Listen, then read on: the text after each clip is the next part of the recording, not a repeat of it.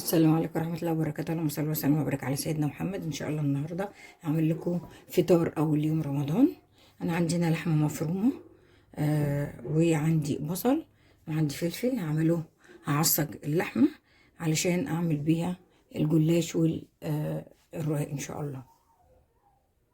هنا عملت نص كيلو بصل وزودت عليه كمان 2. انا دلوقتي هفرم، قطعته كده وهفرمه. بسم الله الرحمن الرحيم.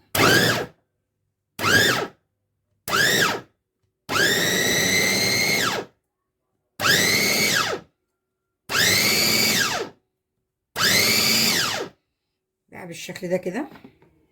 بسم الله. هو كده برضو خشن لسه شوية، هنعمله كمان شوية.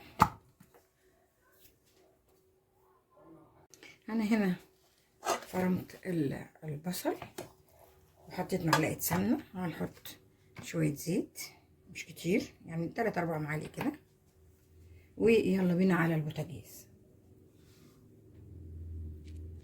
انا هنا في المرحلة دي كده زي ما انتم شايفين كده البصل قل خالص. هننزل بالفلفل. بسم الله الرحمن الرحيم. ده كيلو نصين زي ما انتم شايفين كده. بسم الله الرحمن الرحيم. هنحط التوابل. عندنا من كل حاجة معلقة صغيرة. عندنا بصل بودر، بسم الله الرحمن الرحيم، معلقة صغيرة. توم بودر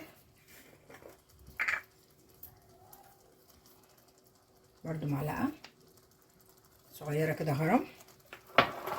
عندي بابريكا معلقة هرم كده زي ما انتم شايفين. عندي فلفل اسود برضو معلقة كبيرة. لا، الفلفل الاسود نحط معلقتين او معلقة ونص براحتك. وعندي كاري هنحط معلقة برضو. بسم الله الرحمن الرحيم. وكمون، معلقة كمون.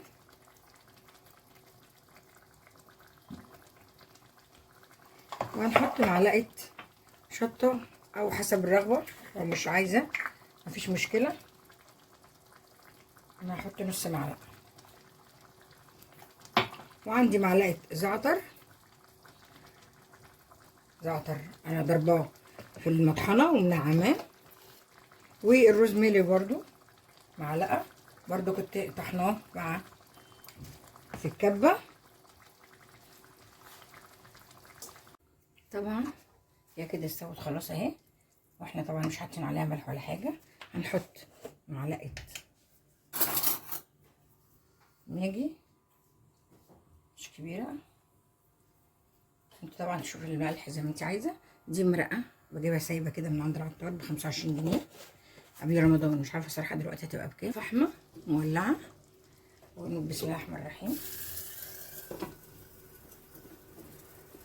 دي بقى يا جماعة بتخلي الريحة تحفة، كأن اللحمة معصجاها مشوية.